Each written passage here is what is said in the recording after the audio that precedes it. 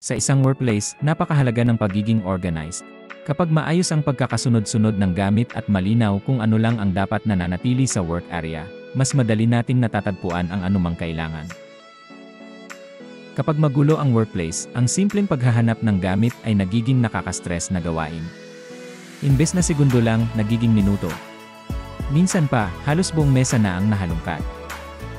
At habang tumatagal ang paghahanap, bumabagal ang trabaho, tumataas ang frustration, at bumababa ang productivity.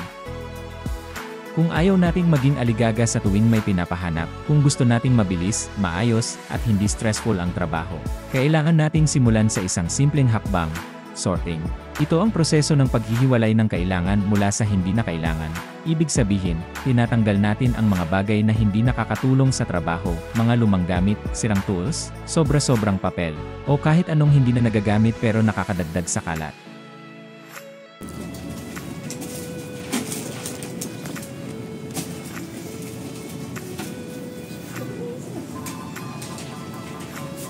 Giselle, mag-sort ka kasi. Sa isang magulong workspace, hindi lang gamit ang nawawala, pati oras, pasensya, at minsan pati focus.